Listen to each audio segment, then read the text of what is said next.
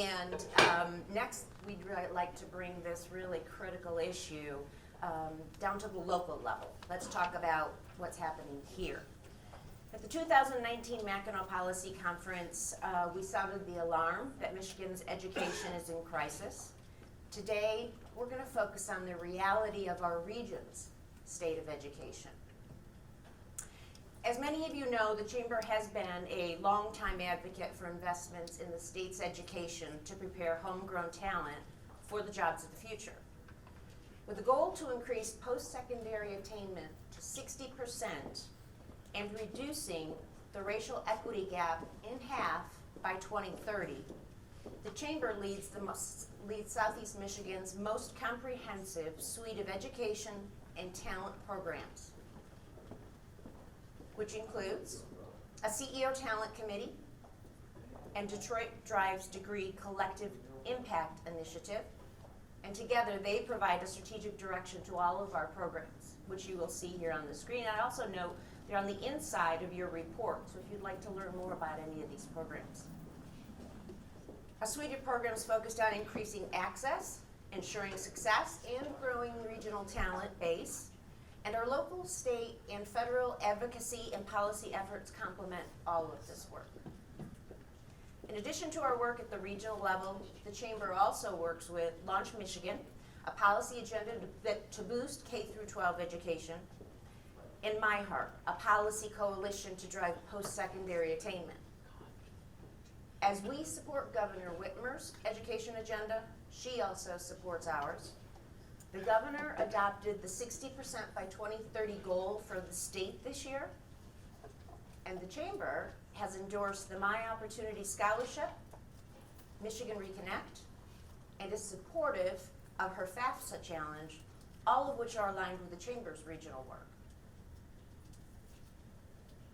Before we dive into the report findings, I want to first thank our partners, the University of Michigan Youth Policy Lab, our primary data partner, as well as the University of Michigan Poverty Solutions Teams, Detroit College Access Network, and the Kresge Foundations for their partnership and support to release this never-before-seen data today.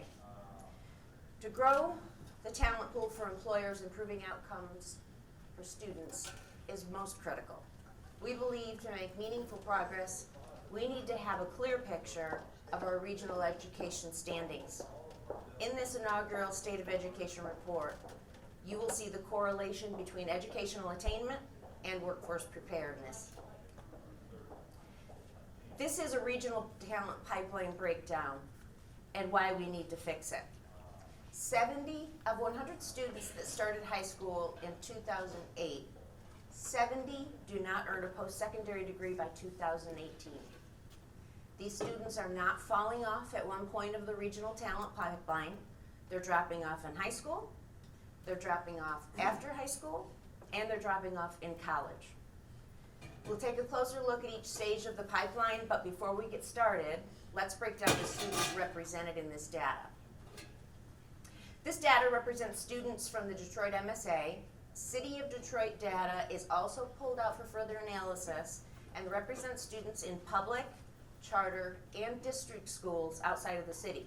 The distribution between charter and district schools may look different than what you're used to seeing, and this is because we're measuring high school students, and most charters serve K through 8 only. All of what I'm about to present to you is provided in the report in a much more comprehensive way, but we're just going to keep it a little high level in the interest of time today. Many of the data sets required tracking the students for 6 years. Given this, you will see varying time frames depicted for the students measured. But all the data is most recent available. Progress that has not been made in the schools since 2017 will not be shown in this report, but look for it in the future. We'll talk a little bit more about the Detroit Public Schools Community District's progress next when I sit down with Dr. Nikolai V. for a Q&A.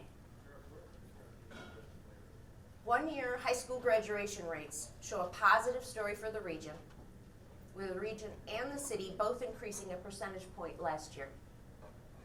The region lags slightly behind the national average, where the city falls farther behind. Looking at college readiness of students as measured by SAT scores, only 36% of regional students are prepared to enter college, and 9% of city students, which encompasses students who reside in Detroit but go to school in and outside of the city. It is important to note that Michigan requires all students to take the SAT, and in other states, they only require it for college-bound students. This would make the national average even higher. The amount of regional high school graduates enrolling in post-secondary education continues to decrease, dropping 1 percentage point from 2016 to 2017 in the region. This is a concerning trend, and we are pursuing our goal of 2030 and 60% post-secondary attainment to try and make a difference. The ability of students to complete the first year of coursework in college is defined as 24 credits and is highly predictive of whether or not a student will graduate from college. The percentage of students completing first year of coursework at two-year institutions, both for regional and city students, over time has been decreasing steadily. For City of Detroit students, the majority that enroll and move on to post-secondary institutions do not complete a first year of coursework.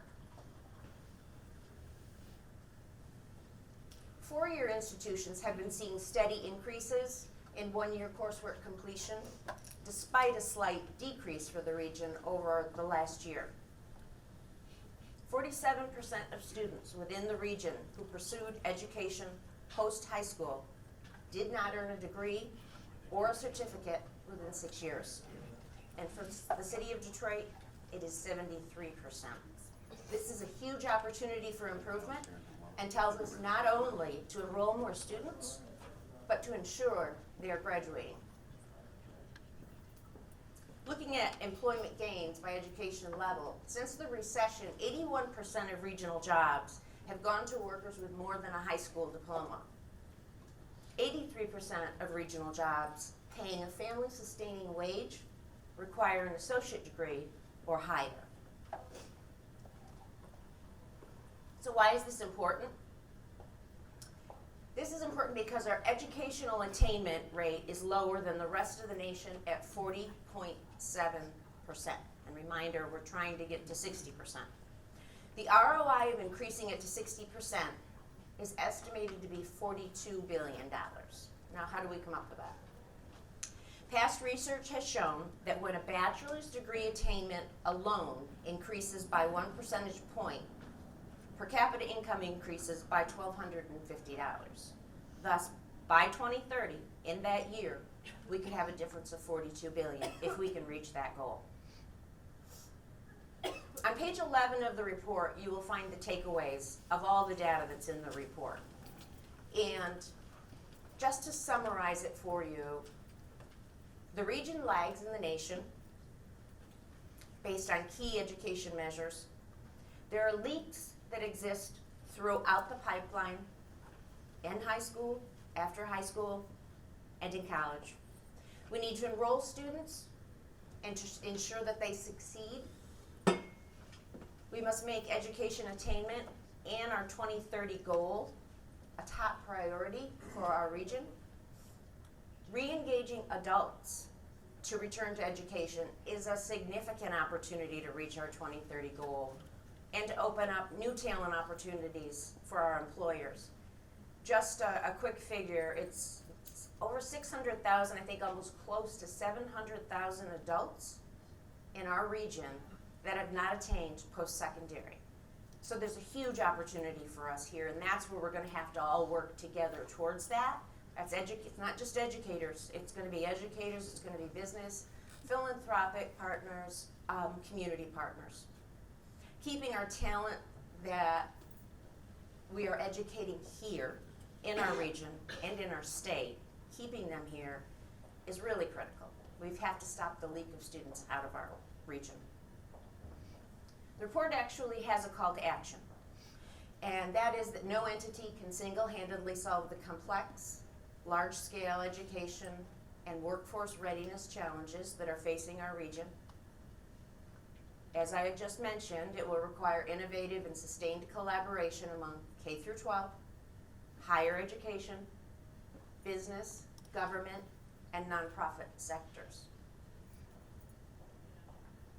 So, what can you do now? Well, this is an opportunity. So this data supports many of the goals within the Chamber's education and talent strategy. And I talked to you earlier about the various programs in our suite of talent and education. Now would be a great time for you to get involved. If this is concerning data, help us with this work and help us to reach our goal by 2030. Promote the Detroit Promise Scholarship to your employees in Detroit. We still have many Detroit families who don't know that there's a scholarship program available for Detroit students to go on to higher education. Support the Race to FAFSA Line Challenge, and that's to help students and the parents complete the FAFSA application to get the extra assistance that they need.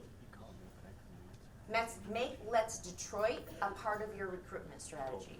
And I really encourage you to look at that particular program when you see the inside cover. Let's Detroit is something that's a great new opportunity for helping recruit and retain young professionals in our region. Nominate Rising Stars for Leadership Detroit, and I'm guessing you all know about that because I'm sure there's a lot of alum in the room who can tell me which class is the best. Pursuing a degree or credential more attainable for employees, and this is where our businesses and employers come in. Employees may need assistance to be able to get back into the educational attainment opportunities. Inform others of the findings of this report. You have a copy of the report. There will be extra copies at registration in the Chamber's booth downstairs and on the tables at lunch. So please feel free to take copies and share them with those particularly that have an interest in this particular information. And lastly, connect with our Detroit Drives Degrees team. And that's where the post-secondary attainment 2030 comes to reality with our Detroit Drives Degrees team and the many volunteers working with them. You'll find a card at the table, and that gives you contact information to help you get involved with these efforts. But I would just real quick ask Greg Handel and Melanie Diabolin to just kind of stand and wave. You want to find out anything more about the programs that I've described, about our post-secondary attainment work, please see Greg or Melanie or the rest of their team, and I'm sure they'd be happy to talk with you further.